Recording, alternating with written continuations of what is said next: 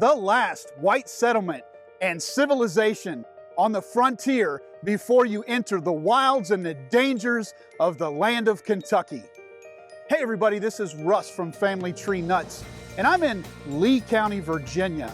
I'm at the Wilderness Road State Park, and I'm at the reconstructed fort of Martin Station. Martin Station was named after General Joseph Martin. Who's General Joseph Martin? Well, General Joseph Martin was known for his leadership and his skills as a long hunter and as a woodsman since he was a young man. He first served his country in the French and Indian Wars, and later, of course, led troops in the Revolutionary War. But he's most noted for his service as an Indian agent to the Cherokee and working with them to negotiate and compromise to keep them from attacking white settlements on the frontier, so the Scots-Irish could rally to defeat the British at the Battle of Kings Mountain and the Battle of Cowpens, which were very, very pivotal points in the Revolutionary War. Martin had a family connection to Dr. Thomas Walker, who led the 1750 expedition into the land of Western Virginia, which became West Virginia, and to Kentucky. Dr. Walker selected Martin to lead an expedition into the Powell's Valley and create a settlement. He told him if he was the first to get there, he would award him with 21,000 acres. It was literally a race to get it done. The group arrived 2 weeks ahead of any competition near modern-day Rose Hill, Virginia on March the 26th of 1769. They built a fort and cabins and planted a crop of corn, but were unable to maintain the settlement due to Native American attacks that were rampant in the area. Joseph Martin swore to return. They made their second attempt at the fort in January of 1775, which was convenient because a few weeks later, in March of 1775, the Transylvania Company, led by Colonel Richard Henderson, had purchased land in modern-day Kentucky from the Cherokee, and Daniel Boone passed through here with his group of axemen in the advance party before the rest of the settlers came through. Daniel Boone was quite surprised to see Martin building the station. Again, they were forced to abandon the fort due to Native American attacks in the area, led by Chief Dragging Canoe. The third and final attempt to build the fort was in 1783.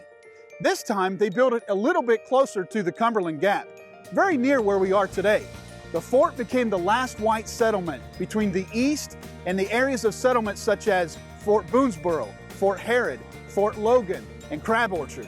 It became a center of resupply and making sure you had everything to begin the journey. Imagine the fear and excitement when you get to this point. There's no turning back after you go through here.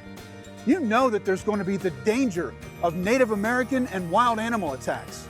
You know that you're going to be very far from the next cabin. You know that you can't turn back and go back home. But the promise of a new life and a new country and the ability to own land and possibly do so much better for your children was at hand. Imagine the excitement that must have been. Estimates say that 200 to 300,000 of our pioneer ancestors poured right past here, and approximately 48 million of us are descended from them. Your ancestors passed right through here. This reconstructed fort was built in 2002, and I guess you could say this is the fourth Martin Station. It has multiple cabins, a blockhouse, and it usually has reenactors here to tell you all about pioneer life.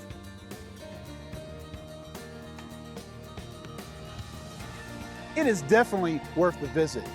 So, we wanted to take you to this very neat and strategic and historic spot that so many of our own pioneer ancestors passed right through here. Martin Station, the last white settlement on the frontier before you entered the land of Kentucky. And hey, remember, Family Tree Nuts. Let our nuts find the nuts in your family tree. Like what you see? Make sure you follow us on Facebook, Instagram, and Twitter. And subscribe to our YouTube channel. Don't forget to click the little bell so you get notifications as to when we post new videos. And you can find out more about us and contact us at familytreenuts.org.